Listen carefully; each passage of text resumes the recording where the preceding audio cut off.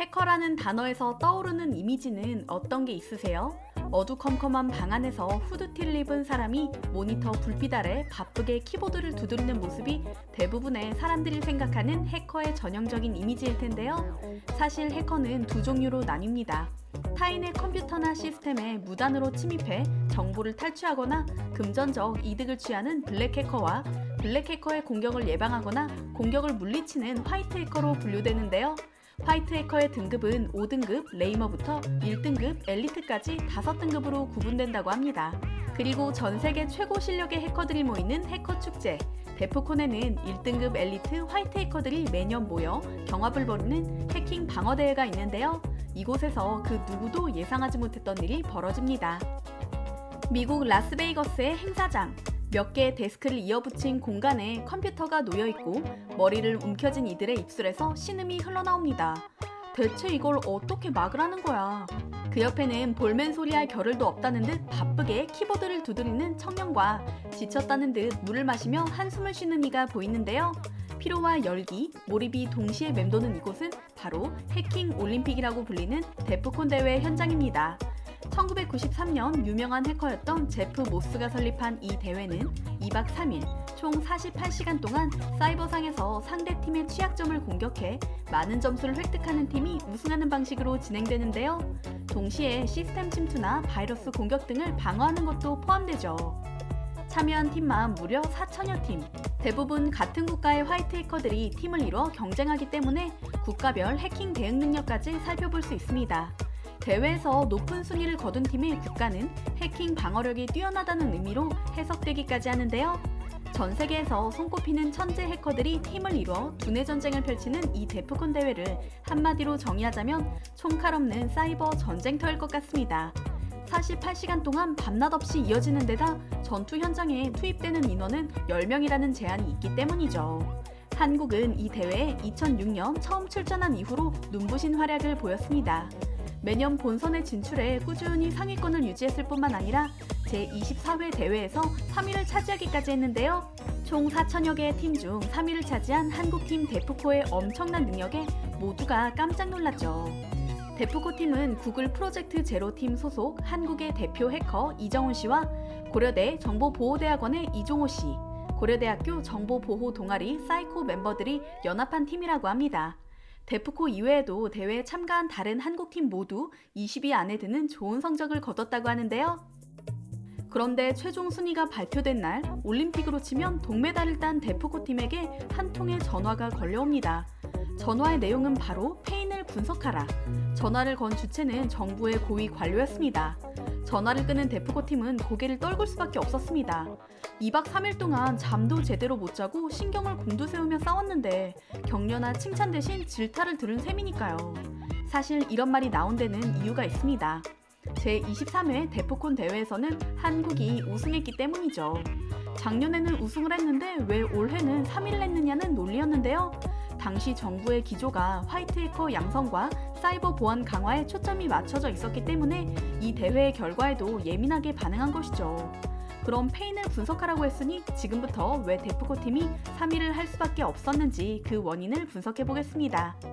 그 이유는 단 하나, 수적 열세였습니다. 참가 인원을 살펴보면 우승을 차지한 미국은 총 15명, 2위 중국은 25명, 3위 한국은 10명이었는데요. 인원수가 뭐가 중요하냐고 생각하실 수 있겠지만 48시간 쉼없이 진행되는 데프콘 대회 특성상 가장 중요한 변수라고 봐도 과언이 아닙니다.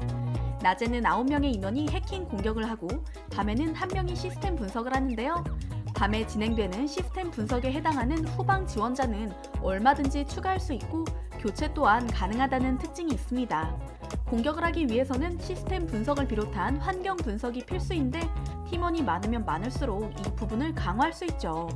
사실 인원이 많으면 유리하다는 건 이번 대회 기록만 봐도 실감할 수 있습니다. 대회 첫날 한국팀은 미국을 압도적으로 누르고 1위를 차지했습니다. 그런데 이 상황은 둘째 날부터 바뀌기 시작합니다. 잠시의 휴식도 허락되지 않는 현장에서 선수 교체가 불가능했던 한국팀은 팀원 전원이 공격과 방어에 매달렸고 시간이 흐를수록 체력과 정신력이 떨어지기 시작한 건데요. 이틀째까지 1위를 지켰지만 아쉽게도 3일째 순위에서 밀려나 3위를 하고 맙니다.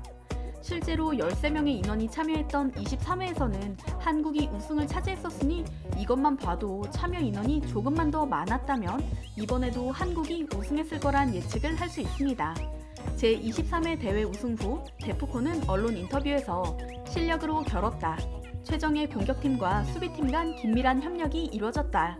충분한 인원으로 구성돼 휴식이 가능했던 것도 비결이다 라고 소감을 밝혔는데요.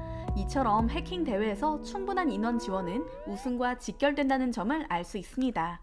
한편 국내에 실력 있는 화이트 해커의 수가 많지 않기 때문에 23회와 24회 대회 참석 인원은 대부분 겹쳤다고 하는데요.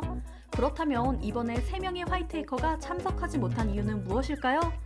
한 명은 이직 후 개인 사정으로 인해 참석하지 못했고 나머지 2명은 사이버 보안 장교로 입대했기 때문이라고 하는데요. 여기서 또 한숨이 나오는 일이 발생합니다.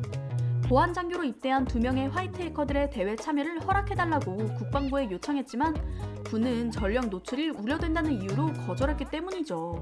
충분히 우승할 수 있었음에도 이런저런 상황 때문에 우승하지 못했고 열악한 조건 속에서도 최선을 다해 3위를 기록한 한국팀에게 격려 대신 질타를 한 정부의 모습에 많은 네티즌들이 분노했는데요.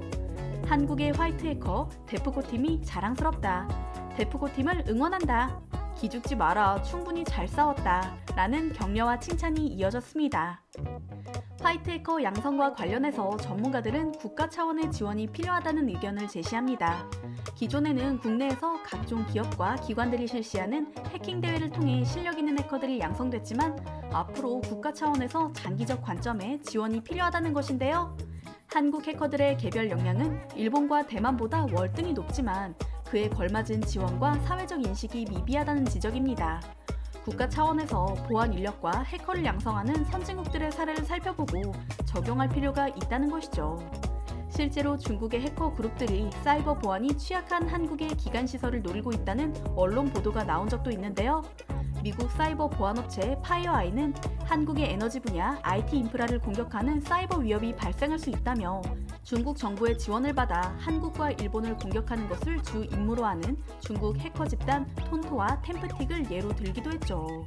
단순히 개인 정보를 노리고 진행한 사이버 해킹의 수준이 아닌 열차나 도로 시스템, 전력, 원자력 발전소 등 국가의 중요 기관 시설을 노리는 해킹이 발생할 수도 있다는 점을 강조한 것입니다.